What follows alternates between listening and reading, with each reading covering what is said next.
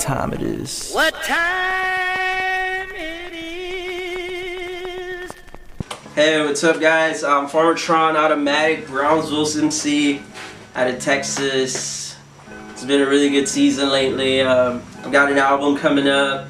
We've been working on a really cool skate video right here locally amongst me and my friends that I grew up skateboarding with. You know, I get to catch a lot of great shows at BAM and socialize with amazing characters. So I'm at a very interesting point in my life right now, and it's been very exciting.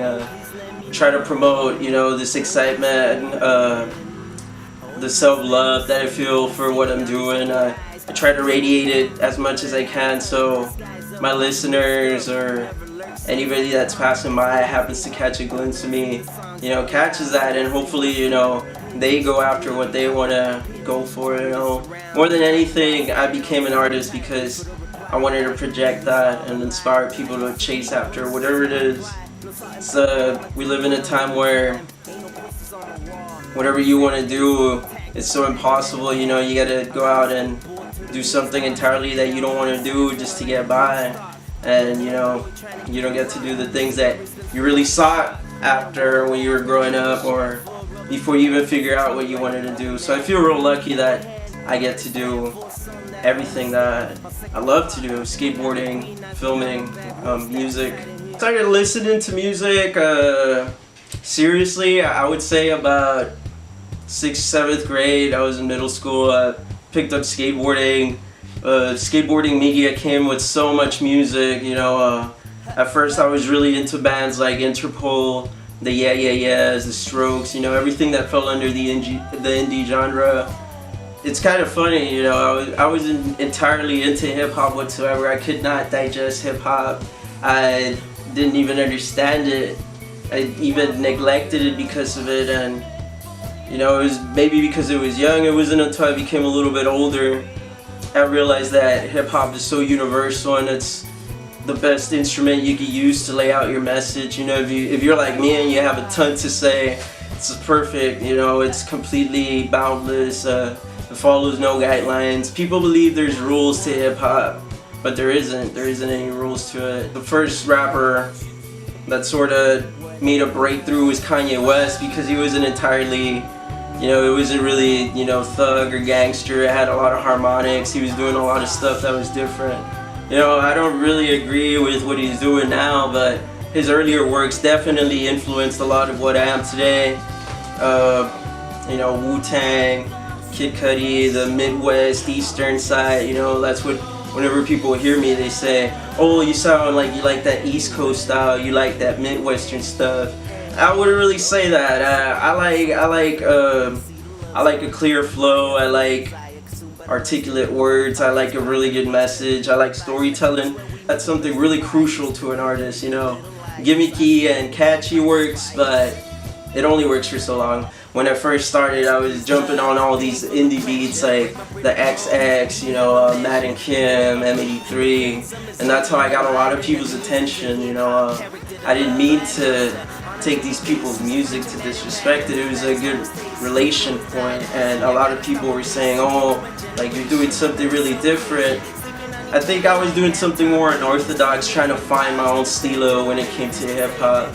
Now I feel more comfortable. I feel more versatile with what I can do, so I really try to challenge myself. So I feel that's another like big point an artist should have, is constantly challenging yourself. You know, come out of your comfort zone, and being innovative as well. It's my first show.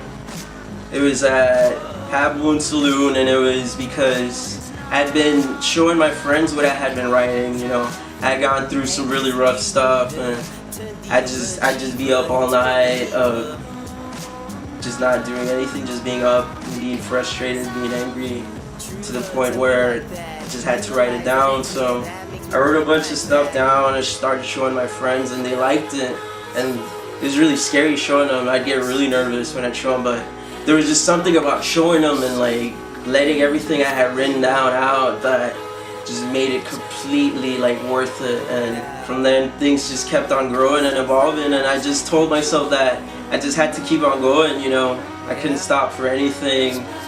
not because I didn't have a microphone to record with, or because I didn't have good quality, or I didn't have the proper instrumentals. I knew I had to keep going one way or another, so I just kept going any way I could, and then little by little, resources started becoming available to me. People that believed in me made it easier for me to do this, and now I've reached a whole new entire level where, you know, I feel completely adept and capable of doing so many things. So whenever I'm at the writing process of anything, I try to live it up a little. Try not to focus too much on the writing at first. I'll spend a good amount of time listening to the instrumentals I'm going to be working with. I'll go jogging, you know, get my mind going, listen to it a number of times so I could really embody the feeling of the instrumental. I try to not sleep a lot. Like there might be a time where I won't sleep for like 3 days, and then I'll try to write.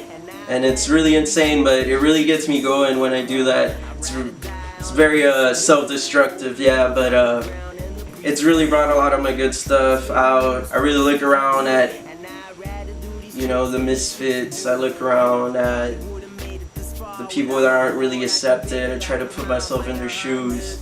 Even when I am one of those, when I am, you know, a misfit myself, I try to put myself in somebody's shoes, and, you know, somebody that doesn't have the voice to say it. You know, I'm lucky enough to be able to compose these sentences as I'm going. You know, some people don't have that. You know, some people can draw really well.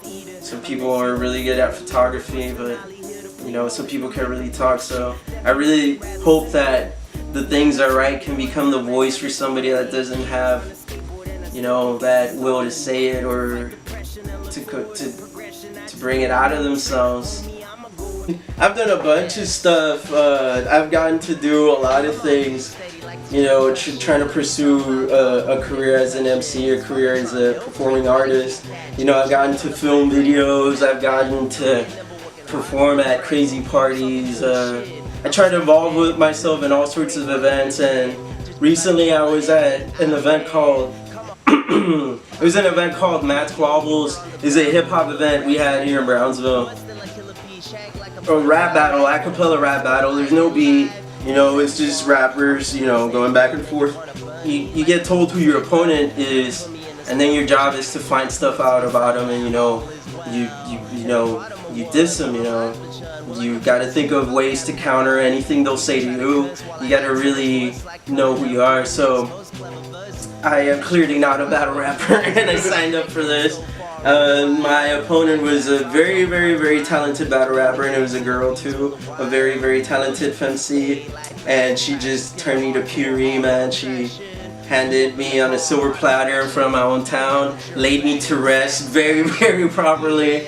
It got to the point where I was so nervous that I forgot my own lines, so I was just coming up with stuff on the spot, and I don't know why I started thinking about this at the moment, but when you first start rapping and like thinking about freestyling, you're like coming up with stuff in your head, you wonder like, man, I don't want to say something really weird or something really queer as I'm going, but that's exactly what I ended up doing. There was a point where I was just trying to make the rhymes work, and I said the word textual, and then somehow or another I ended up saying that people said that I was bisexual, but I was just completely in the spur of the moment to my own demise. You know, if it was going down, I was gonna go down swinging, and you know, I don't care about that stuff. I mean, I wear makeup every now and then. I don't have a problem saying, you know, a guy's attractive. You know, to me the whole notion of gender roles is completely ridiculous. I like to have fun, so I didn't really mind saying that. I always loved skateboarding. When I was a child, you know, I dreamed about being a pro skateboarder, travel the world and film skateboarding. But I never reached that level, you know. I've learned some tricks, and I could skate a little bit, but I'm not a high level skater. So in order for me to stay within the skate world productively, I decided to pick up a camera and start making videos. Just because I'm not good with skateboarding, I want to contribute to it somehow or another. So I picked up a camera, and I figured out that you just need to film everything, you know, all these great spectacles. Not give everything out for free, but you know, show the people what they're missing out on. Documentation is important, something that'll transcend myself, my music too. It's just completely overwhelming when I made a video and then I see it like a year later, and the whole time that we spent filming that you're so frustrated or you're getting angry because you don't think it's coming together. But then a year passes, you finish it, and you get to see it again. It's so unbelievable being able to look back at something like that. Hold up. Don't worry, man. I'm a director. I can do it. I'm getting done makeup. Nah, there's nothing here. Nothing here. I getting flat. How many have you drank, Mike? 5. Don't worry, man. I'm not good at interviews, but I'm good at directing and I'm good at my modeling. What does the future hold for Farmertron? Just keep going the way I've been going, you know, try to work with as many people as I can, try to become better at the keyboard and understand music process better. I'm coming out with an album titled Farmertron Automatic Farmertron via Boom Bap Masterpiece. It is mixed and mastered by Daddy J Fest, who's a total genius. I would like this album to really show people the side of Brownsville that they failed to see. You know, I'm having a lot of help with the visuals as well. The art will be actually handled by my elementary mentor, Conrado Gonzalez, who's actually, you know, blazing through the photography scene, becoming, you know, a well-known name, and I'm very honored to be working alongside him. You know, I'm really privileged to be working around all these mature people that believe in me, and you know, I really got to pay him back with it. So I gave my best effort on the booth, you know, on the writing, and I hope that it really comes together and people enjoy it and it inspires them to keep moving on. Thank you guys for having me. I'd like to send a very special thanks to all my listeners, a very special thanks to all the viewers that have been supporting everything I post, you know, all the shows. I want to send a very special thanks to the Boom Bap family, Evolve, Mike Melt, Palm Leaf Skylines, Mike Nice, all the new members of the team. I'd really like to send a very special thanks to everybody at BAM that's making it happen. Very special thanks to all my friends that I skate with, that helped me out, all my friends that let me couch surf, all the people that are in the bands. I wish I could say thank you individually to everybody, but I'd just be here for an hour rambling off. So everybody knows who they are. When I see you in person, I'll give you a big old hug. But yeah, everybody just keep doing your best, you know. Don't let anything hold you down, and remember, people, Boom Bap Masterpiece Rex.